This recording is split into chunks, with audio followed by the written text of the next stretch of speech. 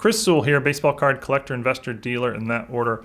Welcome everyone, personal collection video here today. So the biggest category of my personal collection is vintage baseball, and specifically vintage baseball Hall of Fame rookies. I try to get basically one of every Hall of Fame rookie card that there is in the highest grade possible. I don't seek them out. I just, whenever I buy a large collection and there's one in there, you know, I either get it graded myself or maybe it came graded. And if it's the highest grade I've ever had, I put it into my PC and I replace whatever one was there and sell the lower grade one. So I, basically have one of each, and I'm always sort of upgrading as I go. So yeah, here's just all the 1960s Baseball Hall of Fame rookie cards I have. I think I have every Hall of Famer. Might be missing one or two, but yeah, here's the 1960s cards from my PC. All right, so let's run through our 1960s Hall of Famers. But basically, every card here probably I got in a large collection that I purchased, and it was just part of the large collection, and I sent it to PSA myself. It's probably going to be the case for basically every card here. We'll start in 1969 and work our way back. Reggie Jackson, Hall of Famer, 500 plus home runs. We got a near mint 7 here. This guy's a little off center, but solid looking 7. Back's really clean. I mean, basically 7 seems about right. Case is a little dirty there, but yeah, other than the centering, yeah, this looks like a nice looking 7 on our Reggie Jackson to open the list. Raleigh Fingers rookie, 1969 again, PSA 7 again. This is a high number, although 69 high numbers aren't particularly rare. But Raleigh Fingers, he retired as basically was considered the greatest reliever of all time. He was first all time in saves when he retired. He's nowhere near number 1 anymore. Eckersley and Rivera are way ahead of him, but that's somebody. Now that we're going into 68 already, I realize we're missing Earl Weaver, who is Orioles manager. I don't have him for whatever reason. Nolan Ryan, this is probably the most expensive card in the batch. That's a PSA 7, as you can see. This card's obviously jumped big time. One of the more, maybe the most iconic card of the 60s. Certainly one of the top 2 or 3. PSA 7 here. I don't know what these go for. I'm sure it's, I don't know, $4,000, something like that nowadays. Johnny Bench, 1968, same year, same grade. PSA near mint 7. Nice looking card there. I don't see anything wrong with it. That looks like certainly looks better than a 7 to me from here anyway. Centering, I guess, a tiny bit off. Back centering is pretty off, but nice looking card. And another card that's jumped a bit. Most vintage rookie cards have jumped in the last year or so. I got mad hits like Rod Carew, 1967 Topps. Rod Carew rookie. This is in the high number series. 67 high numbers that's a really tough series, and this is obviously in it. It's a PSA X Mint 6, a little off center there, but more off center on the back, which is very, very common for cards from the 60s and any vintage cards, basically. Rod Carew, 3,000 hits, something like 8 or 10 batting titles, something crazy like that.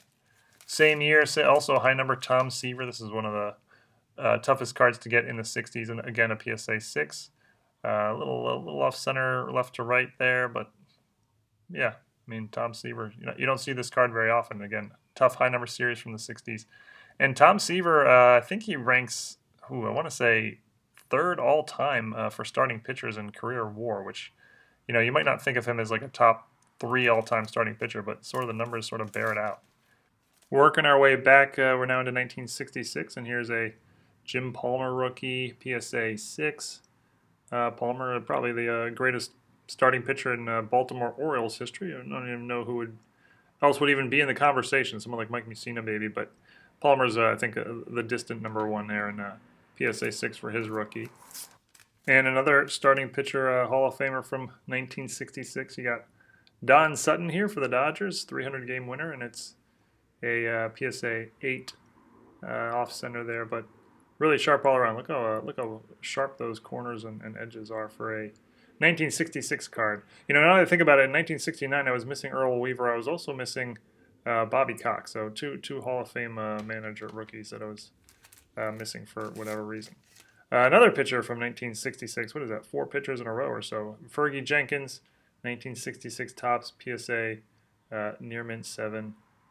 If anyone was wondering, most of these cards here in the 60s are probably in the sort of like $100 to $500 range each or so. There's certainly exceptions probably on either end, but like the Nolan Ryan was, certainly a multiple 4-figure card, but most are sort of going to fall in that range. 1965, what is this, fifth pitcher in a row? 1965 tops is a Steve Carlton rookie, PSA X-Mint 6. Like, I don't know what this is worth. I would guess it's probably about $200 or something in that sort of range. Nice looking 6 here. The back is really clean. Everything looks clean about this card. I think 6 might even be a little low of a grade for that one. That's what is that? 7 pitchers in a row. Jim Catfish Hunter here. 1965 tops. This is a high number, and this is actually a pretty tough card to get. PSA near mint 8, one of the higher grades I have in the 60s. So as I said earlier, I didn't buy any of these cards graded. There might be an exception or two in here, but I don't think so. But I basically bought a lot of vintage collections over the years, and just whenever I would get one of these guys, I would that was sort of higher grade, I would send it in myself. Here's a Tony Perez rookie again, 1965 tops, high number, PSA 7. So yeah, anytime I would get one of these rookie cards, I would in higher grade, I'd send it into PSA myself and upgrade as I went along. So probably most of these guys I had at one point in lower grades and upgraded them over time. And that's just sort of nice because it means I'm never spending money out of pocket to pick up a card for my PC. Here's a Lou Piniella rookie, 1964 tops. It's a PSA near mint 8 from our Blazer division. Look at that card. I don't know that Piniella is definitely in the Hall of Fame. I think he probably is. No, I'm not 100% sure, but if not, I think he'll probably eventually get in as a manager at some point. Back to our pitchers. Here's a Phil Niekro rookie, PSA near mint 8. And this is also from the high number series in 64, which is, yeah, it's a fairly tough series. Not as tough as like 66 or 67 or 61 or 62, but yeah, 64 is still a relatively tough high number series. Phil Niekro, PSA 8, 300 game winner. Tommy John, he's not in the Hall of Fame. I've talked about him a little bit. He's actually not in the Hall of Fame, but I think he probably eventually will get in. I think he's got the most wins of any pitcher not in the Hall of Fame, or if not, he's really close. And here's a PSA 8, and yeah, significant player in history. Obviously, Tommy John surgery, which we've all heard of, is named after him. He was, I think, the first one to sort of get it successfully. Tony La Russa, here's his rookie from 1964, also a near mint 8 Hall of Fame manager. He won, I want to say 3 World Series with the Cardinals and A's. I'm not sure about that, but yeah, Hall of Famer here, PSA 8, sharp looking card, Tony La Russa. Yeah, nothing more to say about Tony La Russa.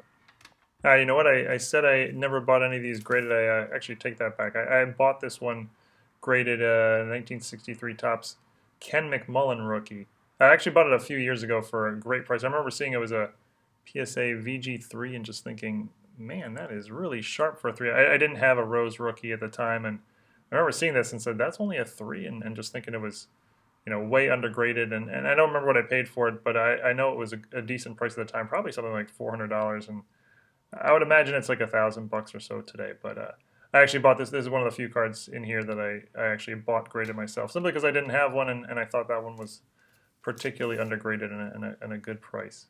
Same year, Willie Stargell rookie, 1963 tops. This is also from the high number series, like the Pete Rose. This one's pretty off center for a 6, but I guess everything else looks sharp, so it sort of still lands within the parameters of a 6. Stargell's the only Hall of Fame rookie card from 1963. I actually love to give that trivia to vintage people because they immediately say, when I say who's the only Hall of Fame rookie from 1963, they immediately say Pete Rose, but Rose obviously not in the Hall of Fame. The answer is Willie Stargell. 1962, now we're into 1962. We got Lou Brock here, PSA 6. This is a tough card to get in high grade. Actually, anything from 1962 is tough to get in high grade, as the like wood grain borders are just super easily chipped, especially at the corners, but the borders as well.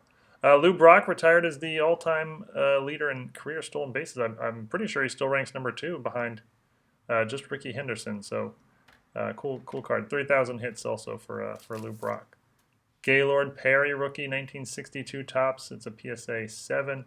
Again, pretty off center for a 7, but again, other than the centering, sharp-looking card everywhere else. 300 game winner, Gaylord Perry as well. Is that really the only 2 Hall of Famers in 1962? I feel like there's more. I guess there's the rookie parade guys in the late high number series, but None of them are Hall of Famers. There's like Bob Uecker and Joe Pepitone and some other guys, but no official Hall of Famers from there. So I guess it's just Brock and Jim Perry and Gaylord Perry in 1962. Getting into the home stretch here, 1961 tops.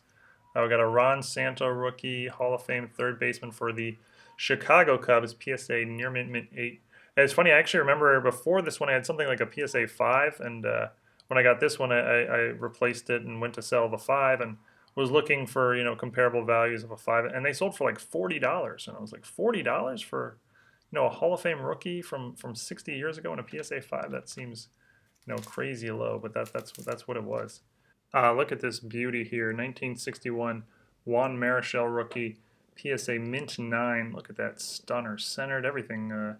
Everything about this card is perfect. This I did not send in myself. I bought a large collection, and this was in the collection. It was already graded, so I didn't send it in myself. But yeah, I remember getting this, and it went straight to my PC, and it's going to stay there unless somehow I end up someday getting a PSA 10, which who knows if there even are PSA 10s. Probably there are, but it's maybe one day down the road. Billy Williams, another Hall of Fame Chicago Cub rookie, 1961. This one's PSA 7. Top to bottom centering, sort of the first thing that sort of jumps out to me as a notable issue. But yeah, so a lot of rookies in 1961. I don't know what was that, 4 or 5, but 61 tops is sort of like one of the easiest sets to get in higher grade from the 60s. I'm not even sure why that is. Just sort of worked out that way. Last year here, 1960 tops, we got a Carl Yastrzemski rookie, PSA near mint 7. I actually bought a collection, and there were 3 of these in it, and they were all near mint 7s. And so I sort of had to pick and choose which one I liked the most. I actually ended on this one, which is wasn't the best centered one, but for me, I prefer surface to centering for some reason. I'm not the standard vintage collector in that sense. Most collectors prefer centering overall, but I like the surface, and that one had the nicest surface. Jim Cott, he's not in the Hall of Fame yet, but I imagine he's going to get in there eventually. Like Tommy John, he sort of got the most number of, or some of the most wins out of any starting pitcher who's not in. I think Cott and John might be 1-2, but if they're not 1-2, they're in the top 3, 4, 5 or something. And this one's a PSA near mint 7, so sort of preemptive strike getting guys like Tommy John and Jim Cott rookies, as I just assume they're gonna get in eventually. And yeah, nice card at 7 here. These cards, the Yaz and the Cott, also often have surface issues, but those two are both pretty nice. McCovey, Willie McCovey, 1960 tops, our last Hall of Fame rookie here from the 1960s. It's a PSA X Mint 6, and 500 home runs for McCovey. I think he was like one of the first 10 guys to get 500 home runs, or if not one of the first 10, right around there. And yeah, that sort of wraps up our list. So as I said, I think I got everyone from the 1960s, every Hall of Fame rookie, other than I noticed Earl Weaver and Bobby Cox from 1969, who are both managers. There might be somebody else missing. Joe Torre from 1962. Don't have him. Another manager. So missing 3 managers, and again, there might be 1 or 2 others, but I don't think so. As I said, I think most of these are sort of probably in the $100 to $500 range in terms of current market value. I'm gonna just quickly separate out the more valuable ones, or the ones that are $1,000 plus. Definitely the Marichal in a 9. The Rose in a 3 is probably over $1,000. The Seaver in a 6, I would guess, and certainly the Ryan in a 7 is multiple thousands. But the truth is, this doesn't even really matter to me. These are all long-term holds for me. I'm not paying attention to the day-to-day movements of the value. So what they're selling for today versus yesterday versus a year ago versus a year from now doesn't matter to me. These are, like I said, long-term holds. I'll hold on to these for years, decades, unless, of course, I upgrade them with a better conditioned copy. But again, so current day market value doesn't impact my decision making in any way. But anyway, that's is sort of it. Thank you, everyone, for watching. Hope you enjoyed the my 1960s Hall of Fame rookie card collection. I can make videos of the 70s, 50s, and going back into pre-war stuff if people enjoyed. So hope you did, and thank you for watching. See you again next time. Thanks, guys.